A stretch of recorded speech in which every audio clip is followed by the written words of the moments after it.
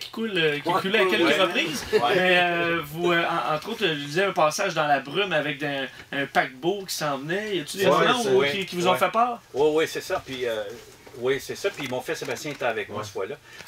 On avait rodé le bateau, on avait descendu à l'île aux Coudes, on n'avait pas été plus loin parce qu'on avait des problèmes.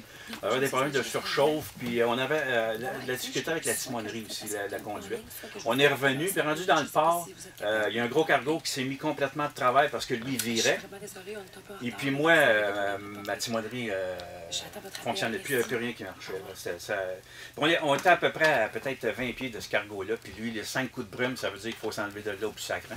Parce qu'on est carrément dans ses jambes. C'est le petit bateau qui s'en aille. Moi, il faut que je m'en aille. Malgré mes 48 pieds, moi, il faut que je débarrasse de là, mais je ne suis pas capable parce que j'ai vraiment un gros problème avec ma conduite. Puis lui, là, le capitaine est en haut, là, puis lui, il panique, là. Puis il arrive un temps où on est tellement proche de son cargo que lui, il ne nous voit plus, hein.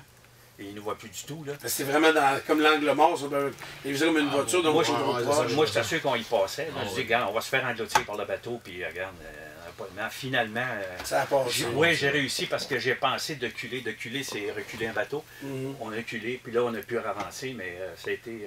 parce que la timonerie, elle, était capable de virer juste d'un bord seulement. C'est ça. Okay. Je me souviens pas si c'est tribord ou bâbord, mais tu étais capable de virer d'un bord. Puis là, pouvoir récupérer notre ligne droite, il fallait reculer. C'est ça, c'est ça. Toi, Sébastien, t'en gardes des années... moi, j'ai vécu là de 12 ans, mais presque jusqu'à... Quand mes frères sont arrivés, je me suis senti tassé un peu parce que c'était un trip que je vivais avec mon père. Puis c'était un trip que je voulais vivre avec mon père tout seul. Okay. Il y a eu peut-être un peu de jalousie ou... Mais vous êtes ramassés un peu plus nombreux. Ouais, c'est ça. Là, moi, écoute, c'était 48 pieds. Là, on est 4 enfants. Là, notre chambre, on était 4. On a couché. C'est plus petit que le studio. Là, OK.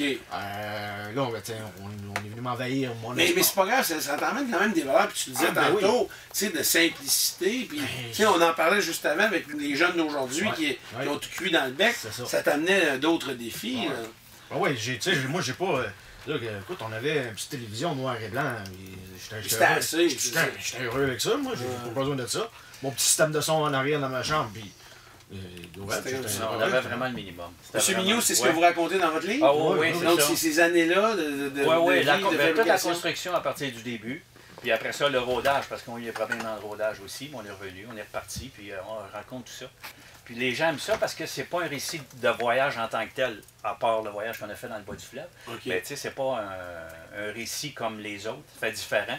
Au Salon du bateau, on a vendu beaucoup, puis les gens aiment ça parce qu'ils disent que ça fait différent. Puis il y a beaucoup qui rêvent, beaucoup de gens qui rêvent de construire le bateau, même si on en voit moins. C'est vrai qu'on voit pas ça. Puis c'est ça. Alors, ça s'appelle Vivre à l'année à bord d'un voilier sur le fleuve Saint-Laurent. C'est aux éditions Guérin de Richard Mignot. Monsieur Mignot, merci. Sébastien, merci. Merci. Merci d'être venu nous voir. Puis bonne chance. Vous serez au Salon du Livre les 13 et 14 avril prochains. Nous, on vient dans un instant.